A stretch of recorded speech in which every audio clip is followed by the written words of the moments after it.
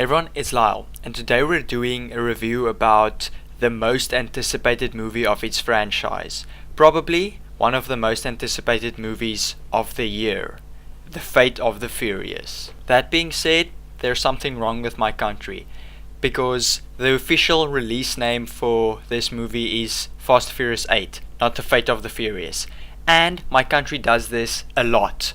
Every now and then I get a movie and it's not the same name as it is internationally. I do not know why they do it, but they keep on doing it. Persistent, but yeah, I don't know why.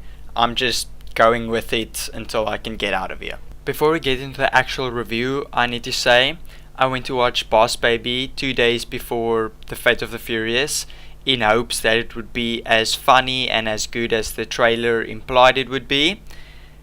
And I was very disappointed. It was a very bad movie.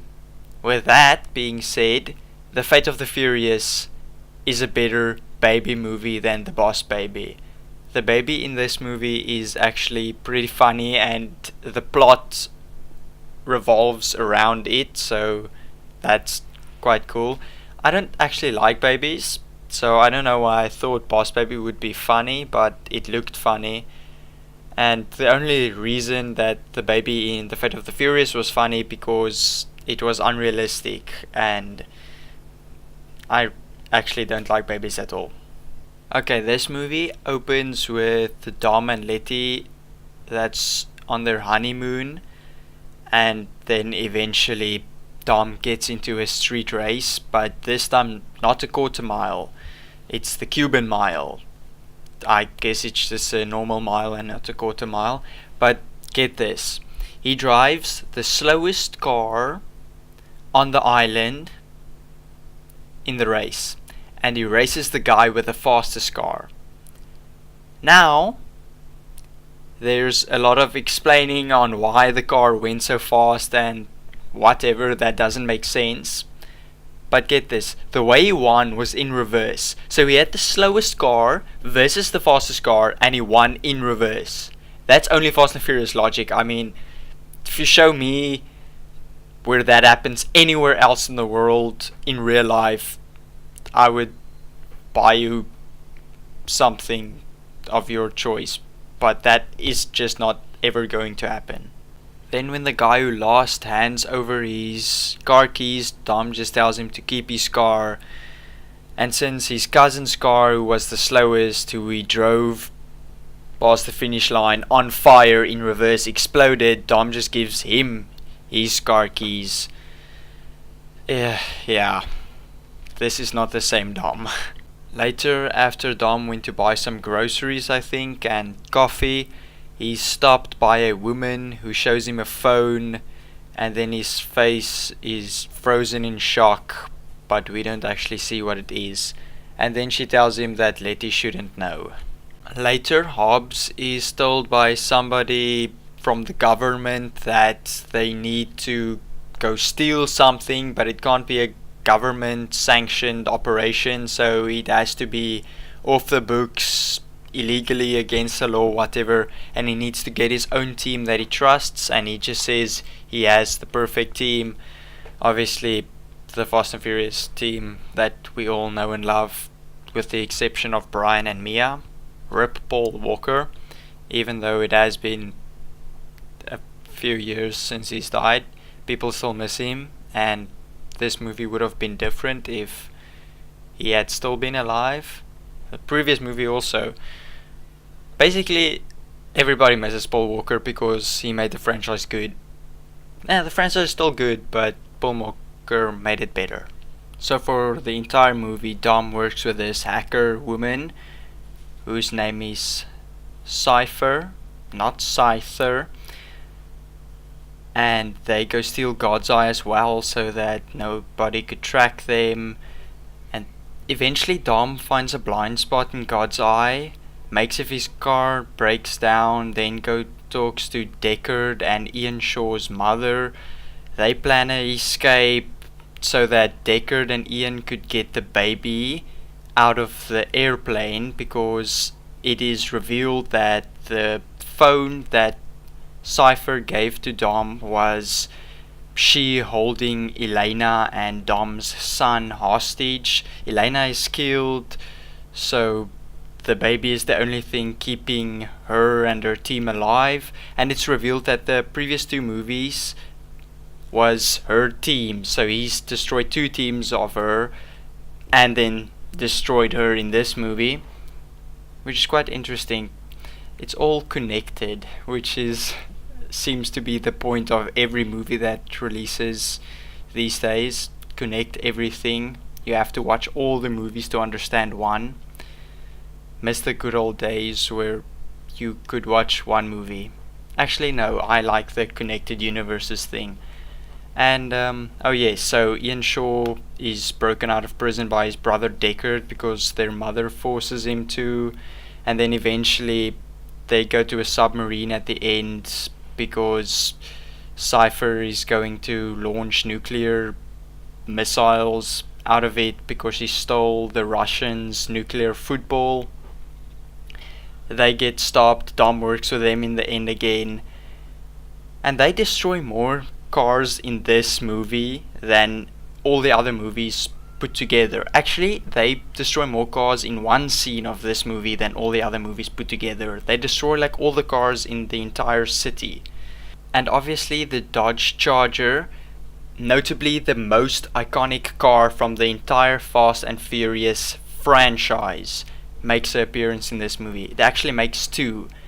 But the fate of that Furious car isn't very good, as it seems to follow the path of all the ones that came before him. It was destroyed by Dom.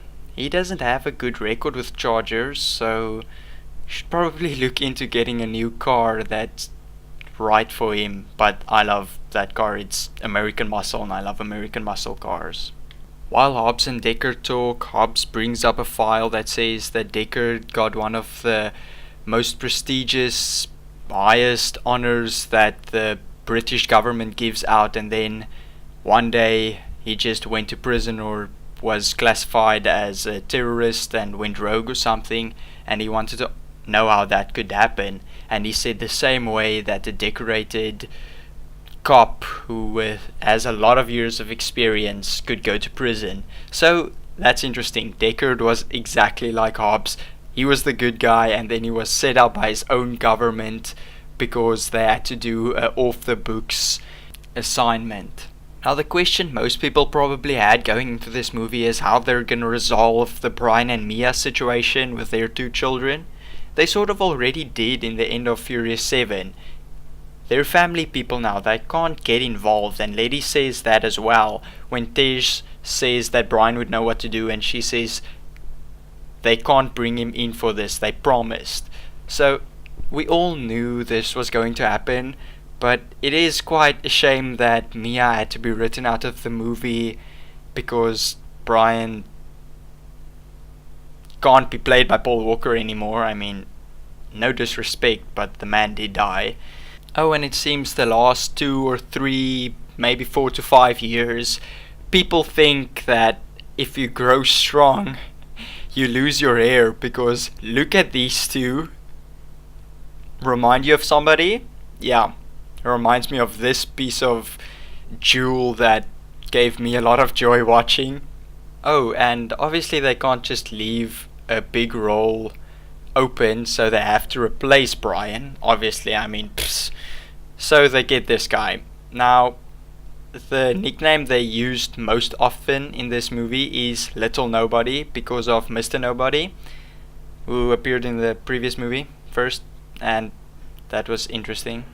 Oh, and Tej finally gets to drive his tank that he's wanted to do since Fast 5, and Roman finally gets to drive an orange Lamborghini that gets shot down as soon as they drive out on the ice, after he loses control, because that car's not made to drive on ice. I mean, let's be serious. And the relationship between Hobbs and Deckard in this movie is amazing. It's just as good as the relationship with Roman and everybody else, and Roman and Tej. I mean, those 4 people were probably the funniest in this entire movie, I'm not gonna lie. But I mean, Tej and Roman always are the funniest characters, but Hobbs and Deckard together was just amazing. And as you remember from the previous movie, Roman and Tej want to date Ramsey, but then she makes them lose their mind at the end of the movie when she says, "I like both of you, but the one who could tell me my last name could go out with me." And then they're both just like quiet because they don't know it, and it was very funny. And then Tej is just like, "But does it matter, because your future last name could be Parker?" And it's really funny. It's actually interesting because you remember the movie Parker, Jason Statham played in it, and he plays in this movie, but different characters, different actors, so yeah. For those of you who aren't good with names, the big actors in this movie is Vin Diesel, Jason Statham, Dwayne Johnson, Michelle Rodriguez, Tyrese Gibson, Chris Ludacris Bridges, Charlize Theron, Kurt Russell, Natalie Emanuel, Luke Evans, Elsa Pataski, and then Scott Eastwood. Not really a big actor as of yet, but he is the son of famous actor and director Clint Eastwood, and it looks like he's making his break in Hollywood because he has appeared in a bit more stuff recently than usual. So I actually like him as an actor. He's not bad. I would go as far to say he's quite good, so I'm looking forward to see him in the Fast and Furious future movies, and it's going to be interesting to see how he and Roman's characters interact on screen again, because they were the third best comparison on this movie. It was like the first three places were shared by obviously Deckard and Hobbs, Tej and Roman and Little Nobody. There are two scenes involving planes that I find very interesting and good. The first one was when Dom was driving away from police. He drove into a plane instead of out of it. While the plane was like landing, he drove into it, and then it had liftoff again and they flew away. The second one was when Deckard and Ian went to rescue the baby. Deckard tells Ian that he doesn't have a good track record with planes, and he's just like, yeah, and then looks worried as the cargo bay door is still open. It was very funny. Now, if you haven't noticed it yet, I really love the Fast and Furious franchise. It is just one of those movies I grew up with and watched over and over again. Never gets old. So, needless to say, I really loved this movie. The action and comedy was a great blend, and it was from the beginning till the end. Everything was perfect in this movie, so I would really recommend you go watch this movie, and it definitely gets my crown of approval. So tell me in the comment section down below what you thought about the review, what you thought about this movie, what you think about the franchise, and tell me in the comment section down below what franchise you just really love and would watch over and over again. I hope you guys enjoy your evening, and see you guys next time.